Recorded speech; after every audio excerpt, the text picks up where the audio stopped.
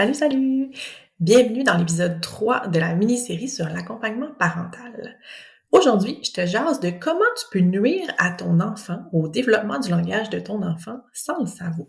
Donc ici, je vais commencer par mettre la table et expliquer un petit peu ce que j'entends par nuire au développement du langage de ton enfant. En fait, c'est important de comprendre qu'il n'y a aucun parent qui a l'intention, ou en tout cas très peu de parents, qui ont l'intention de nuire au développement ou de nuire d'une quelconque façon à leur enfant. L'année passée, j'avais mis en ligne un quiz qui est encore disponible, d'ailleurs, si tu veux aller le consulter, qui s'appelle Est-ce que tes interactions avec ton enfant nuisent ou aident au développement du langage? Et en fait, ce quiz-là a soulevé beaucoup de, je vais dire, de débats ou d'opinions ou de commentaires quand je l'ai partagé dans la dernière année, parce que justement, certaines personnes se sentaient un peu attaquées par le fait que je dise qu'elles pourraient nuire au développement du langage de leur enfant. J'ai écrit un article très complet sur ce sujet-là pour présenter mon opinion sur le sujet. Et en fait, je te laisse aller le lire. Le lien est dans les notes de l'épisode ou juste en dessous de la vidéo si tu m'écoutes en vidéo. Tout ça pour dire que je sais très bien que personne a comme intention d'aller nuire au développement du langage de son enfant. Tout le monde veut bien faire. C'est juste que des fois, on va faire certains gestes où on va avoir une certaine attitude ou une façon d'agir ou de même de communiquer avec notre enfant qui va faire en sorte qu'on va pas bien soutenir son langage ou en fait qu'on va un peu enlever des opportunités de pratique, qu'on va un peu agir de façon à ce qu'il n'ait pas l'occasion de s'exprimer ou on va soutenir beaucoup sa compréhension, par exemple en utilisant des gestes, en pointant, en fait, on va pas à ce moment-là amener notre enfant à comprendre vraiment les mots, mais on va toujours le soutenir, l'encadrer. Donc, je vais vous donner aujourd'hui plusieurs exemples de situations ou d'attitudes un peu parentales qui peuvent être un peu nuisible, en fait, pour le développement du langage. Je vais le dire comme ça. Encore une fois, vous connaissez mon opinion sur le sujet. Si ça vous trigger, si ça vous achale que je le nomme de cette façon-là, je vous invite vraiment à aller lire mon article complet sur le sujet où je parle ouvertement de comment moi, comme mère, j'ai aussi nui au développement de ma fille. C'était pas au niveau du langage, sans le vouloir, sans... Juste parce que dans la vie de parents, on n'est pas parfait. Des fois, on fait des erreurs, des fois, on n'a pas les connaissances. Et bref, je vous invite à aller lire ça si ça vous parle ou si ça vous questionne que je dise ça comme ça. Donc, une des choses dont je veux parler aujourd'hui, c'est que c'est vraiment important de garder en tête que le langage, à la base, ça va servir à communiquer. Donc, à communiquer, à interagir, à soutenir les relations entre les personnes et tout ça. Donc, le langage, en fait, on veut pas que ça soit juste comme... En fait, c'est un outil. On veut pas que notre enfant parle juste pour parler, pour dire des beaux mots puis des belles phrases. On veut que notre enfant puisse parler pour interagir, communiquer, échanger avec nous. Puis, je dirais que souvent, ça, on l'oublie. Et particulièrement pour les enfants qui sont en difficulté langagière, les enfants, par exemple, qui parlent pas beaucoup, qui font pas des phrases complètes et tout ça. Donc, des fois, comme parents, on observe les difficultés de notre enfant. On remarque, par exemple, que notre enfant, il a presque 2 ans, puis il dit pas autant de mots qu'il devrait, ou il s'exprime pas vraiment avec des mots. Fait que là, on va vouloir qu'il dise plus de mots. Donc là, notre objectif, ça va pas nécessairement être à ce moment-là d'amener notre enfant à utiliser des mots pour communiquer quelque chose, mais juste d'élargir son vocabulaire, puis lui apprendre le plus de mots possible. C'est quelque chose que j'observe souvent auprès des parents d'enfants qui ont des défis langagiers. Et ce que j'essaie toujours de ramener, c'est de dire, OK, parfait, ton enfant va, par exemple, nommer ce mot-là. Est-ce que ça sert à quelque chose? Est-ce que ça a un but fonctionnel? Est-ce que ça lui sert à communiquer une information? Un exemple que je peux donner par rapport à ça, c'est par exemple les fameux livres imagiers. Exemple. Ou c'est ça, les images plastifiées ou des choses comme ça. Donc, si par exemple, on regarde un livre avec notre enfant, puis on va ouvrir le livre, puis on va regarder les images, puis on va aller pointer les images qu'on voit. Ah, regarde ici, c'est quoi ça? Puis là, notre objectif, c'est que notre enfant dise une banane ou un camion ou un lapin, par exemple. Quand on fait ça, qu'on ouvre le livre, qu'on pointe une image de notre enfant pour lui demander c'est quoi ça, ici, il n'y a pas vraiment d'intention de communication en arrière de ça. Dans le sens où moi, je vois le lapin sur l'image, mon enfant voit le lapin sur l'image, et je lui demande de me dire c'est quoi. C'est pas du tout fonctionnel, OK, comme échange. À ce moment-là, on demande à l'enfant de dire des mots juste pour dire le mot, pour montrer qu'il le connaît, pour se pratiquer à dire le mot, etc., ou pour lui apprendre. Par exemple, un autre exemple, c'est ici un autre exemple qui serait plus soutenant pour le développement du langage ou plus dans l'interaction de la communication, c'est justement si on joue avec des animaux, puis il y a plein d'animaux devant l'enfant, puis on lui demande lequel tu veux faire manger, hein, qui mange. Si c'est un enfant qui est plus jeune, qui parle pas beaucoup, on pourrait dire par exemple qui mange ou qui veut manger. Puis là à ce moment-là, on veut que l'enfant montre l'animal ou le pointe ou tout ça, ou nous dise mettons le lapin.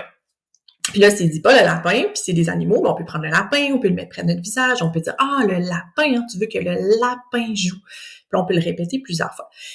Donc, à ce moment-là, notre question a vraiment un impact sur la suite du jeu et un réel but de communication, d'interaction. Donc ça, c'est super, super important à garder en tête.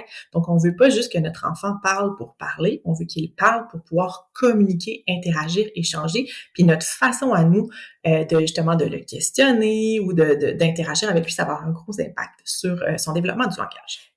Je vous donne 3 exemples, OK? 3 exemples je vais dire de comportements typiques ou d'attitudes parentales typiques que j'observe régulièrement et qui peuvent venir au développement du langage. Donc, le premier type de parent, moi je vais appeler ça un type de parent, OK? Un modèle de parent, un type de parent. Le premier type de parent, c'est ce que j'appelle le parent testeur. Puis là, je dis ça, là, je vous l'explique dans mes mots, il y a des recherches qui ont été faites là-dessus, dans les livres aussi, là, sur le développement du langage ou sur les programmes là, où on travaille justement en collaboration avec les parents. Là. Il y a certains programmes qui existent dans le milieu de l'orthophonie puis du développement du langage qui ont une liste très, très complète de types de parents ou de comportements parentaux, etc. Moi, je vous présente ceux que je vois le plus souvent dans mon bureau pour cet épisode-ci. Je vous explique ça dans mes mots. Je n'utilise pas nécessairement la terminologie d'un auteur ou d'un chercheur, mais je vous explique dans mes mots qu'est-ce que j'observe souvent quand je travaille avec les parents. Donc, le premier type de parent, c'est ce que je vais appeler un parent testeur. OK? Donc, le parent testeur, c'est celui qui va poser beaucoup de questions pour aller voir si son enfant connaît les mots, OK? Ou pour montrer que son enfant connaît les mots, ou pour voir s'il connaît les choses. Donc, je donne un exemple très concret. J'avais une maman qui jouait avec son enfant, avec des blocs, et là, la maman, dans le fond, ils faisaient une tour de bloc. OK? Les deux faisaient une tour de bloc ensemble. C'est un coco qui avait à peu près 2 ans et demi, 3 ans, qui parlait très peu encore. Donc, il avait quand même une bonne difficulté au niveau de son langage expressif. Et là, par exemple, il faisait une tour de bloc, et là, la maman disait, là, l'enfant mettait les tours, mettons les morceaux, là, des méga blocs, il mettait le bloc sur la tour, puis là, tout ça, puis maman, elle parlait, elle commentait, mais elle était beaucoup dans le questionnement. Qu'est-ce que tu fais? Tu mets quoi? Tu mets quoi là? Pour que l'enfant dise, mettons, un bloc. Après ça, elle va lui dire, c'est quoi ça? C'est quelle couleur, celle-là? Et quelle couleur, lui? OK? Pour que son enfant dise bleu ou vert. Puis là, par exemple, son enfant disait pas la couleur, donc là, elle disait, non, c'est bleu. C'est bleu. Tu le connais, cette couleur-là? C'est bleu. Le bloc, il est bleu. Fait que, il y avait une intention de stimulation en arrière de tout ça, dans le sens où la maman voulait que son enfant pratique ses couleurs, elle savait qu'il le connaissait ou qu'il avait déjà réussi à le dire, puis elle voulait l'encourager à se pratiquer et donc à le dire. Mais ici, il n'y avait aucun intérêt pour l'enfant de produire la couleur parce que ça lui apportait rien à part de montrer ses connaissances. OK? Donc, ce que j'ai fait avec la maman, comment on a recadré un petit peu tout ça, c'est de dire, par exemple, si tu veux qu'il pratique à dire les couleurs parce que c'est quelque chose que tu veux travailler avec lui ou stimuler avec lui, ce que tu peux faire, c'est si tu tiens les blocs dans tes mains et tu lui demandes lequel tu veux, quelle couleur tu veux. Puis là, à ce moment-là, l'enfant, s'il répond vert, bleu, rouge, il va obtenir le bloc qu'il a demandé. Fait que s'il dit bleu, on va lui donner le bloc bleu. Donc là, il y a une intention parce que quand l'enfant va produire le mot, il va recevoir quelque chose. Il y a comme un impact, en fait. Ces mots ont un impact sur les actions de ses parents. Puis ça peut être sur les actions, ça peut être sur la réponse qu'on va donner à l'enfant. Donc si, par exemple, justement, l'enfant va nous dire quelque chose, puis là, on va poursuivre l'échange, on va lui poser une autre question. Je sais pas, moi, si on lui demande « c'est quoi ta crème glacée préférée? » Puis l'enfant va nous répondre à chocolat. On va dire « ouais, moi aussi, j'aime beaucoup la crème glacée au chocolat. » Ou « non, moi, je préfère la crème glacée à la fraise. » C'est quand tu as mangé de la crème glacée au chocolat, là, on peut avoir une interaction. Fait que quand l'enfant va répondre quelque chose, il va avoir un échange. Donc, l'idée ici, c'est de faire très, très attention quand on intervient ou quand on parle avec un enfant, de pas juste poser des questions pour qu'il pratique à parler, mais que les questions qu'on va poser, quand on veut poser des questions, on a le droit de poser des questions à un enfant, Mais les questions qu'on va poser, ça va viser à ce que la réponse ait un impact sur nous comme interlocuteurs. Et pas juste que la réponse serve à montrer des connaissances que l'enfant a apprises. Donc ça, c'est important. Fait que parent-testeur, on fait attention à ça. On pose pas des questions juste pour que notre enfant se pratique à dire des mots, des phrases, tout ça. Ensuite de ça, deuxième type de parent dont je veux vous parler, c'est le parent qui est contrôlant. Donc, ici. Puis, en fait, c'est drôle parce que j'ai rencontré aussi des mamans qui étaient comme ça un petit peu, puis ça fait vraiment des fois partie de notre personnalité, hein, ça, de vouloir encadrer, contrôler, que les choses soient bien faites, que les choses soient organisées. Des fois, on a peut-être même une rigidité, nous, comme parents, dans comment doivent se faire les choses et tout ça. Mais quand on va jouer avec notre enfant, puis qu'on va être en mode stimulation du langage, c'est une des stratégies qu'on veut mettre en place, c'est susciter justement, suivre les intérêts, puis créer des situations qui sont propices aux échanges, un peu tout ça. Donc, quand on est parent très, très contrôlant dans le jeu, ça laisse moins de place à l'enfant, pour s'exprimer, pour faire des erreurs et tout ça. Et nous, ça nous laisse moins de place pour faire des commentaires sur ça. Donc, l'exemple que je voulais vous donner sur ça, j'ai 2 exemples de cette situation-là.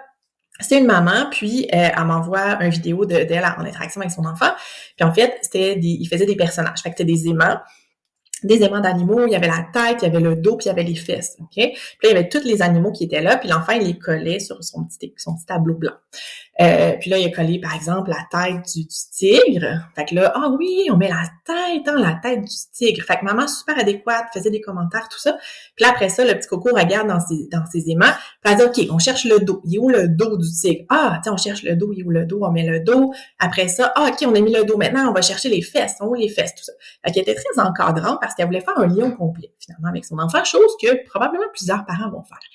Mais mon commentaire ou ma suggestion, ça a été de dire, OK, mais qu'est-ce qui se passerait si, par exemple, ton enfant, il choisirait le dos d'un éléphant, par exemple, ou la queue de l'éléphant, les fesses de l'éléphant grises. Là, on pourrait dire, ah, s'il colle ça, hein, parce que lui, si jamais il veut mettre les fesses de l'éléphant, on pourrait dire, ah, c'est drôle, là, c'est pas la même couleur. Est-ce que c'est les fesses du tigre? Oh, t'as mis les fesses de l'éléphant à la place, c'est drôle, hein? Puis là, on peut aller faire des commentaires, stimuler. C'est un enfant qui parlait pas beaucoup, qui était pas beaucoup en interaction. Donc, quand on va faire des commentaires comme ça va susciter l'intérêt de l'enfant. On va mettre des mots sur ce qu'il est en train de faire. On suit ses intérêts. Ça nous donne des opportunités de stimulation. Fait que ça, c'est un des premiers exemples que je voulais vous donner.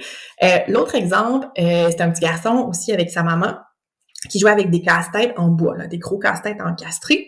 Puis là, il prend le casse-tête, puis là, spontanément, tu sais, là, il jouait avec un morceau à la fois, il l'enlevait, puis tout ça, puis spontanément, il était comme, non, on va les enlever. Regarde, on les enlève toutes. Puis on enlève tous les morceaux, puis là, il les a mis à côté de lui. Regarde, on va les mettre ici. OK, vas-y, prends-en un. Non, mais pas celui-là. Ah non, ça va pas ici. Regarde, non, ça, c'est pas bon. C'est pas le bon endroit. Fait qu'il était beaucoup dans comment on doit faire le casse-tête comme il faut. Puis dans le fond, mon commentaire aussi par rapport à cette maman, où ce que je l'ai amené à prendre conscience, c'est est-ce que c'est vraiment grave, premièrement, dans cette situation-là, que l'enfant il joue avec les morceaux? Est-ce qu'on pourrait, à la place d'essayer de gérer comment il joue avec le casse-tête, juste mettre des mots? Ah, tu prends l'éléphant, hein, tu as enlevé l'éléphant. Point. T'sais. Est-ce qu'on pourrait, par exemple, prendre les morceaux de casse-tête, puis les mettre à côté, ou quand il ne met pas à la bonne place, ça rentre pas, hein, c'est trop gros. Hein, on sait pas pareil. Il va où, lui? Tu sais, fait que juste comme faire des commentaires, tu sais, au lieu d'aller un petit peu trop encadrer, diriger l'enfant dans son jeu, juste le laisser aller, le laisser explorer, le laisser jouer comme il veut, puis être là, être attentif à son jeu, puis aller faire des commentaires, des remarques. On peut des fois lui poser des questions, l'amener à réfléchir et tout ça. Fait que là, on va créer plein de situations où on peut communiquer puis interagir pour vrai avec notre enfant et pas juste dire « Ah, le tigre! Ah, le lapin! » tu sais. Donc, ça, c'est pas très riche comme stimulation du langage. Quand on va dans les questionnements, les commentaires, on peut décrire « Ah non, hein, c'est pas la même couleur, hein, lui, il est rouge, lui, il est bleu. » Tu sais, on peut aller vraiment mettre beaucoup, beaucoup plus d'informations puis plus de mots. Donc, voilà. Fait que ça, c'est le parent contrôlant. Puis juste garder ça en tête parce que des fois, ça fait vraiment partie de notre personnalité, de notre façon d'être, puis tout ça, puis ça nous énerve un petit peu quand les enfants, ils jouent pas de la bonne façon, de la même façon, puis sont pas organisés ou puis suivent pas les règles, les consignes. On se ramène toujours à c'est quoi mon objectif à ce moment-ci avec mon enfant? Est-ce que c'est lui apprendre à faire un casse-tête comme il faut puis mettre les formes à la bonne place? Peut-être, hein? Ça peut être une chose. Mais si on a un enfant qui a des défis langagiers, puis notre objectif, c'est de stimuler avec lui son vocabulaire, l'amener à comprendre des petites questions, à faire des petites phrases, ben la façon traditionnelle de jouer au jeu, c'est pas vraiment important, en fait. Donc voilà pour le parent contrôlant. Puis le dernier type de parent dont je voulais vous parler aujourd'hui, c'est le parent, j'ai appelé le parent Speedy Gonzalez ou, si vous n'avez pas la référence, le parent un petit peu pressé qui va vite. Donc ça aussi, puis tu sais, moi-même, il faut que je fasse attention, que je me parle beaucoup parce que j'ai un débit de parole très rapide. Et quand je suis en intervention, ou quand j'étais en intervention avec des enfants, ou quand je parle avec mes filles ou avec d'autres enfants, j'essaie vraiment de me parler pour réduire mon débit. Parce qu'un débit rapide, on sait que ça l'aide pas du tout au niveau de la stimulation du langage. Donc, c'est mieux de parler plus lentement, de mettre l'emphase sur les mots importants dans notre phrase, etc. Puis, vous voyez, là, quand j'y pense, j'arrive à réduire mon débit. Mais sinon, souvent, je m'emballe puis je parle très vite. Donc, il y a le débit de parole dans tout ça. Hein. Quand je parle des parents qui sont pressés ou qui vont très vite, il y a le débit de parole. Il y a aussi tout ce qui est dans les jeux comme tel, dans la manipulation, tu sais. Donc, par exemple, un parent qui va jouer avec son enfant à faire à manger, à cuisiner, on met de la nourriture et tout ça. Puis là, ah ouais, ben là, OK, qu'est-ce qu'on met après? Là, t'as mis des carottes. Ah, OK, on va brasser les carottes. Ah, moi, j'ai faim. Ah, mais là, j'aimerais aussi ça avoir un verre d'eau. J'ai fini ma soupe. Est-ce que tu m'apporterais une tasse de café? Mon café est ben trop chaud. Fait que, tu sais, un parent qui va très, très vite dans le jeu, qui va poser beaucoup de questions, qui va beaucoup être dans qu'est-ce qui se passe après. Donc, ça aussi, ça laisse pas beaucoup le temps à l'enfant d'observer, de voir ce qui se passe, de pouvoir faire des commentaires, de pouvoir lui-même initier, hein, avoir des initiatives dans le jeu. Donc, si son parent, il est là, puis il va vite, puis il passe d'une activité à l'autre, puis tout ça, puis ça roule beaucoup, ça laisse pas beaucoup d'opportunités à l'enfant de prendre action dans le jeu ou de décider un petit peu qu'est-ce qui va se passer dans le jeu. Puis à ce moment-là, on va moins suivre ses intérêts, on va moins avoir d'opportunités d'interaction, d'échange avec lui.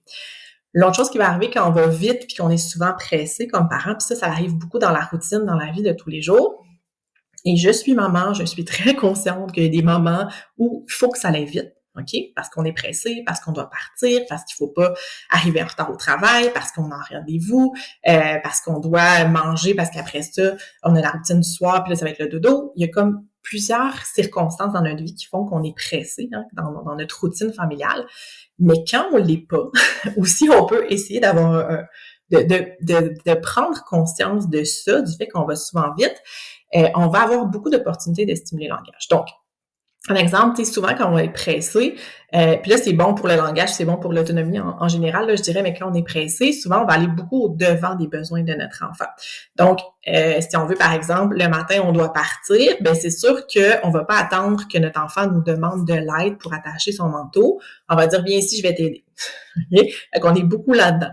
Fait que dans la routine, tu sais, si on a un rendez-vous, on est pressé, on doit partir le matin, je comprends que ça se peut qu'on n'ait pas le temps d'attendre que notre enfant soit pris avec son zip, qu'il vienne vers nous, puis que l'on attende qu'il nous fasse une demande, qu'il dise « aide-moi » ou « besoin d'aide ».